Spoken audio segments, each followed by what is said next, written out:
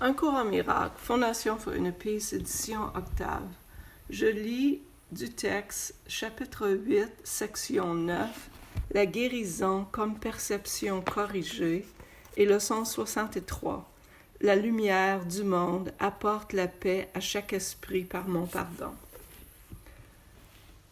Section 9. La guérison comme perception corrigée.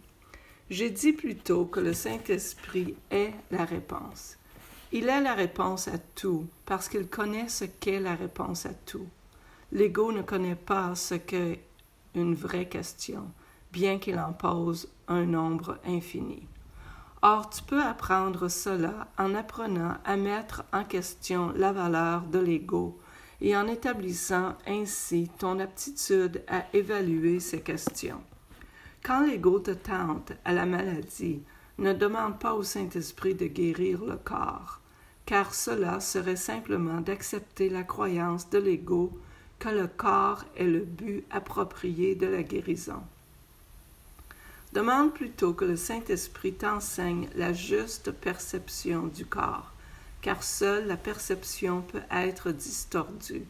Seule la perception peut être malade, parce que seule la perception peut être fausse. La perception fausse est le souhait que les choses soient telles qu'elles ne sont pas. La réalité de toute chose est totalement incapable de nuire, parce que la totale incapacité de nuire est la condition de sa réalité. C'est ainsi la condition pour que tu aies conscience de sa réalité. Tu n'as pas à chercher la réalité. C'est elle qui te cherchera et te trouvera quand tu rempliras ses conditions. Ces conditions font partie de ce qu'elle est, et cette partie seulement dépend de toi. Le reste est d'elle-même. Tu as si peu à faire parce que ta petite partie est si puissante qu'elle t'apportera le tout.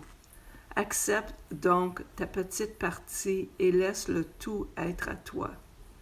L'entièreté guérit parce qu'elle est de l'esprit. Toutes les formes de maladie, même à la mort, sont des expressions physiques de la peur de l'éveil. Ce sont des tentatives pour renforcer le sommeil de peur de s'éveiller. C'est une façon pitoyable d'essayer de ne pas voir en rendant inefficaces les facultés pour voir. Repose en paix est une bénédiction pour les vivants et non pour les morts, parce que le repos vient d'être éveillé et non de dormir. Dormir, c'est se retirer. Être éveillé, c'est s'unir. Les rêves sont des illusions d'union parce qu'ils reflètent les notions distordues de l'ego sur ce qu'est l'union. Or, le Saint-Esprit aussi peut utiliser le sommeil et faire usage des rêves au service de la veille si tu le laisses le faire. Comme tu t'éveilles est un signe de comment tu as utilisé le sommeil. À qui l'as-tu donné? Sous l'égide de quel enseignant l'as-tu placé? Chaque fois que tu t'éveilles, désinspiré, tu ne l'as pas donné au Saint-Esprit. Quand tu t'éveilles joyeusement, alors seulement tu as utilisé le sommeil conformément à son but. Tu peux certes être abruti de sommeil si tu en misuses au service de la maladie. Le sommeil n'est pas plus une forme de mort que la mort n'est une forme d'inconscience. L'inconscience complète est impossible. Tu peux reposer en paix uniquement parce que tu es éveillé.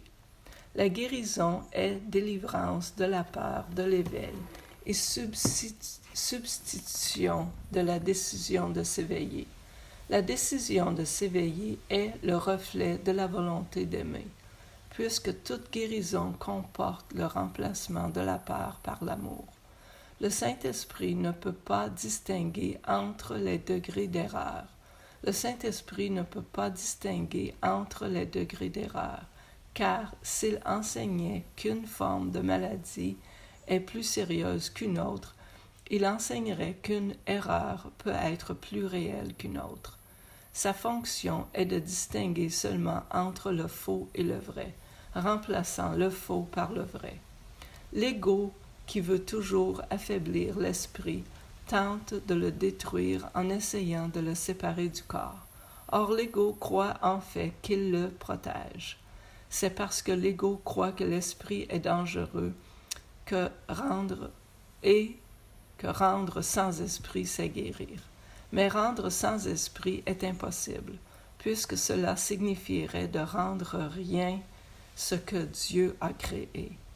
L'ego méprise la faiblesse,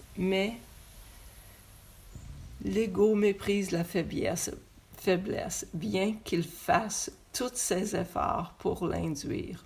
L'ego ne veut que ce qu'il est. Pour l'ego, cela est parfaitement sensé. Croyant au pouvoir de l'attaque, l'ego veut l'attaque. La Bible t'enjoint d'être parfait, de guérir toutes les erreurs, de n'avoir aucune pensée pour le corps en tant que séparé et d'accomplir toutes choses en mon nom. Ce n'est pas seulement mon nom, car notre identification est partagée. Le nom du Fils de Dieu est un. Et si tu es enjoint de faire les œuvres de l'amour, c'est parce que nous partageons cette unité. Nos esprits sont entiers parce qu'ils sont un. Si tu es malade, tu te retires de moi. Or, tu ne peux pas te retirer de moi seul. Tu peux seulement te retirer de toi-même et de moi. Tu as sûrement commencé à te rendre compte que ceci est un cours très pratique, un cours qui dit exactement ce qu'il veut dire. Je ne te demanderai pas de faire des choses que tu ne peux pas faire, et il est impossible que je puisse faire des choses que tu ne peux pas.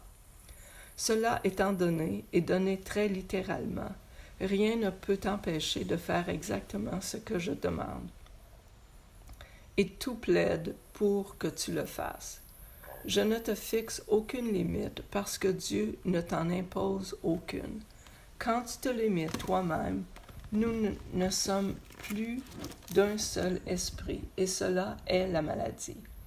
Or, la maladie n'est pas du corps, mais de l'esprit.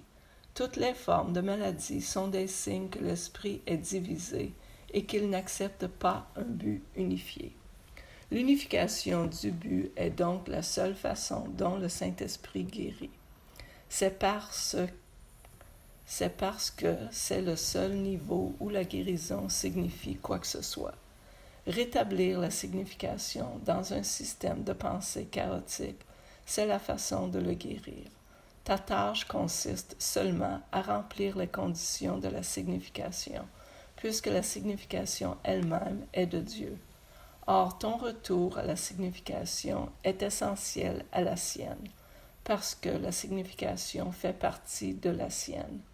Ta guérison, donc, fait partie de sa santé, puisqu'elle fait partie de son entièreté. Elle ne peut pas le perdre, mais tu peux, toi, ne pas la connaître. Or, c'est toujours sa volonté pour toi, et sa volonté doit tenir à jamais et en toutes choses. Et maintenant, leçon 63. La lumière du monde apporte la paix à chaque esprit par mon pardon. Comme tu es saint, toi, tu as le pouvoir d'apporter la paix à chaque esprit. Comme tu es béni, toi, qui peux apprendre à reconnaître le moyen de laisser cela être fait par toi. Quel but pourrais-tu avoir qui t'apporterait un plus grand bonheur? Tu es certes la lumière du monde, avec une telle fonction. Le Fils de Dieu se tourne vers toi pour sa rédemption. Tu peux la lui donner, car c'est à toi qu'elle appartient. N'accepte pas de but banal ni d'insignifiant désir à sa place, ou tu oublieras ta fonction et laisseras le Fils de Dieu en enfer.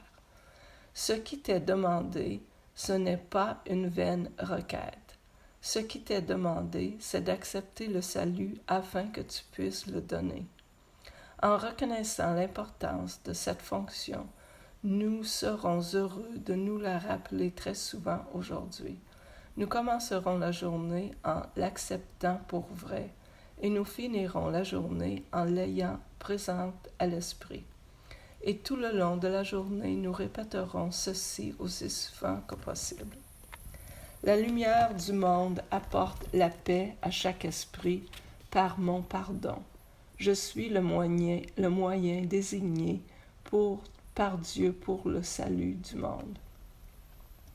Si tu fermes les yeux, tu trouveras probablement qu'il est plus facile de laisser venir à toi des pensées qui s'y rapportent pendant les 1 ou 2 minutes que tu devrais consacrer à considérer cela. Toutefois, n'attends pas une telle occasion. Aucune chance ne devrait être perdue de renforcer l'idée d'aujourd'hui. Souviens-toi que le Fils de Dieu se tourne vers toi pour son salut, et qui d'autre que ton soi doit être son Fils. Merci.